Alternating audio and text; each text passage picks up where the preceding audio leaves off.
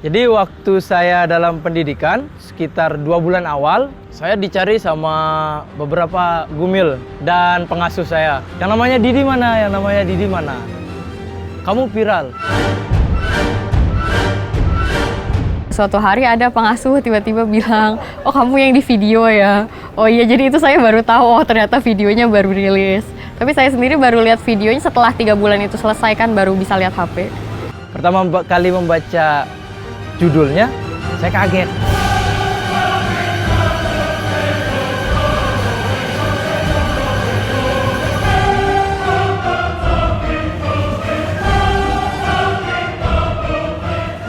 Saya membahasakan mukjizat karena ini benar-benar luar biasa lah.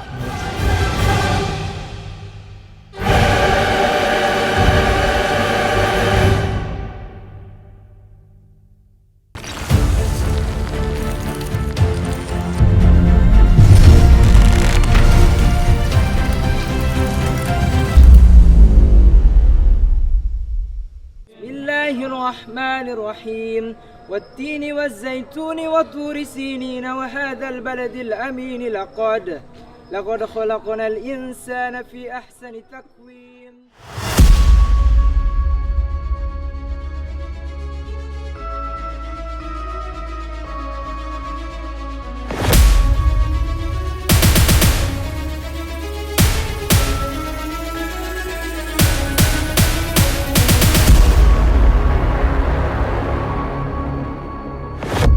Jadi waktu saya dalam pendidikan, sekitar 2 bulan awal, saya dicari sama beberapa gumil dan pengasuh saya.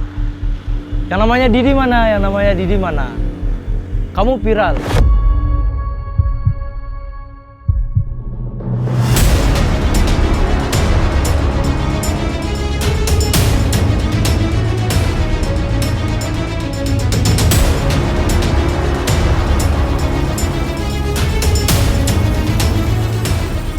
Pertama kali membaca judulnya, saya kaget.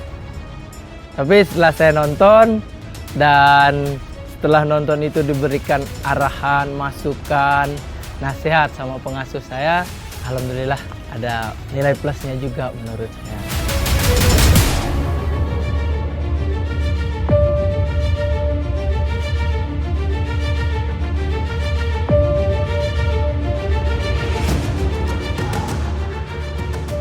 Dalam video itu ada gambar peristiwa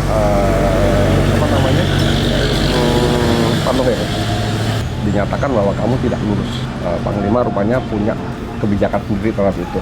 Apa yang kamu lihat dari situ? Dari yang saya lihat sih memang menurut saya kebijakan Panglima sudah tepat ya, karena kan militer kan banyak ya bagiannya. Jadi kita tidak hanya membutuhkan yang kuat dari fisik saja, kita juga membutuhkan untuk yang dari segi keilmuan saya juga kan sangat dibutuhkan, dan saya memiliki pengalaman di bagian kedokteran juga, di bagian penelitian juga. Jadi saya sebagai pendukung seperti itu. Jadi walaupun secara fisik saya tidak memenuhi, tapi saya bisa mendukung para garis depan tersebut.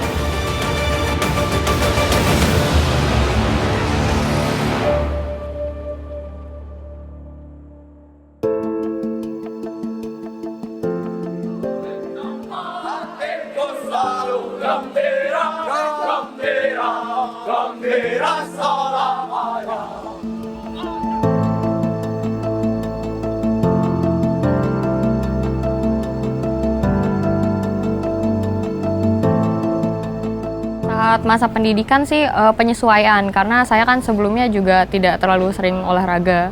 Tapi setelah itu saya bisa mengikuti kegiatannya, dan alhamdulillah saat tes terakhir ada peningkatan. Pernah cedera waktu itu tapi sudah sembuh. Memang kan ada latihan untuk membawa beban berat, lalu kemudian kan tidak terbiasa. Lalu sempat ada fraktur sebentar, tapi sudah membaik. Kemudian kan karena nggak boleh kontak orang tua juga kan, jadi kurang ada support system. Tapi akhirnya dapat support system dari teman-teman, saling mendukung.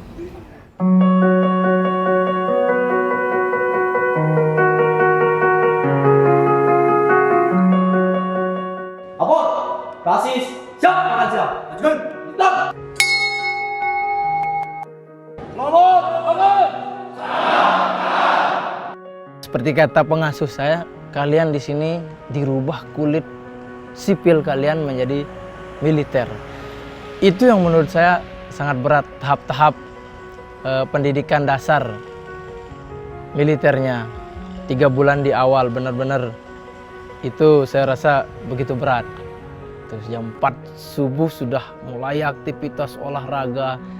Awal-awal itu sangat berat, sangat dingin, sangat malas. Namun seiring berjalannya waktu dan pengasuh di sana, pelatih saya di sana mengajarkan kita untuk menerima, menyadari bahwa kita sedang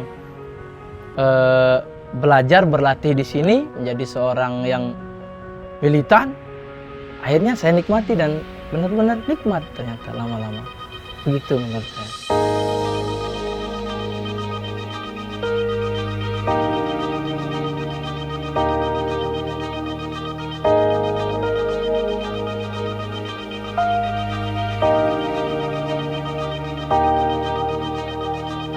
Seperti katanya Gumil saya bahwa sebenarnya beberapa menit dalam kehidupan kita itu bisa menentukan arah kehidupan kita. Jadi jangan pernah meremehkan, bahkan cuma waktu sebatas 5 menit saja. Kita tidak pernah tahu bagaimana arah hidup kita seterusnya. Seperti contohnya ketika saya melihat HP sebenarnya, waktu itu sore hari saya melihat HP, saya baca-baca berita, terlintas pembukaan penerimaan PPK, dan saya benar-benar tidak tahu apa itu PPK ini. Sampai saya membukanya, sampai saya melihat untuk pendidikan, lokasi pendidikan yang dibutuhkan, dan di sana kebetulan ada radiologi. Saya mencobanya dan saat mencobanya pun saya benar-benar tidak tahu sebenarnya. Seiring berjalan waktu, ternyata seperti ini.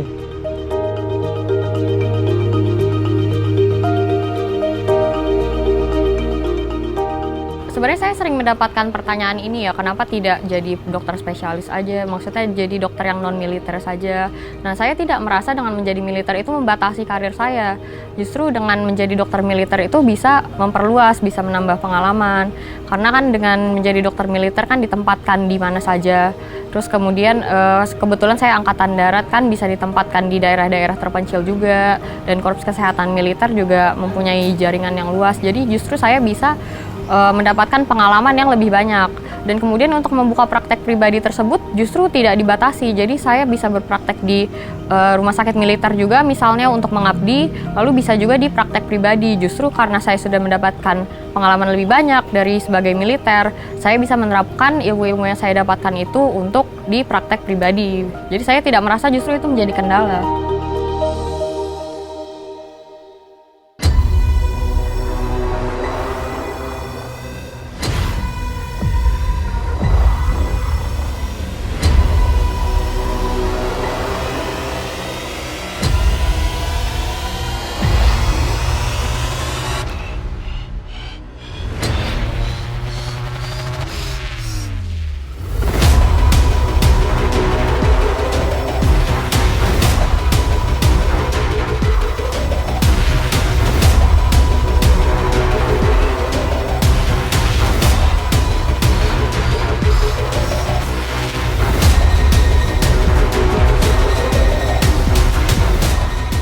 Kebijakan Panglima untuk meloloskan saya itu yang tidak nanti saya syukuri, memberikan kesempatan untuk saya untuk merubah jalur hidup saya sehingga menjadi seperti saat ini, meninggalkan kehidupan yang dulu, pesan-pesan beliau, dan itu yang salah satu yang saya syukuri.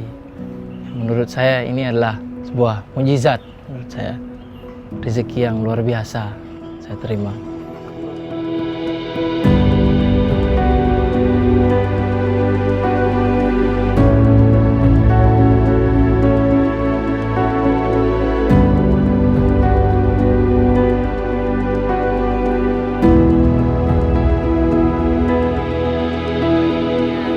Jadi setelah ini sih saya lebih fokus ke kesehatan militernya, lalu kemudian menggali lagi apa yang bisa saya lakukan untuk memajukan kesehatan militer tersebut.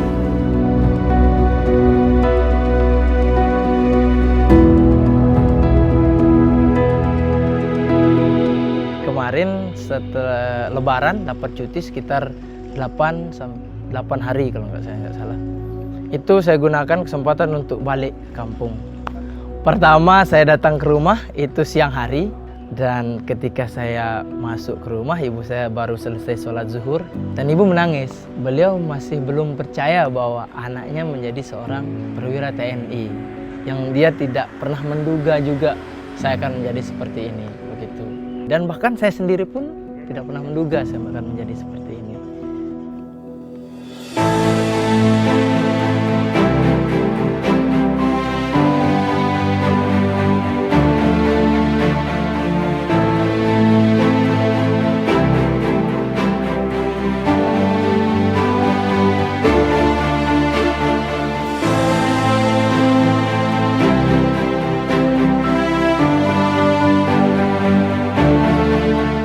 Saya membahasakan mukjizat karena ini benar-benar rezeki yang luar biasa lah menurut saya. Jadi kalau saya bilang sebatas rezeki mungkin tidak cukup untuk mewakili apa yang saya dapatkan itu, sehingga saya membahasakannya seperti itulah. Syukur yang tiada terhingga, alhamdulillah.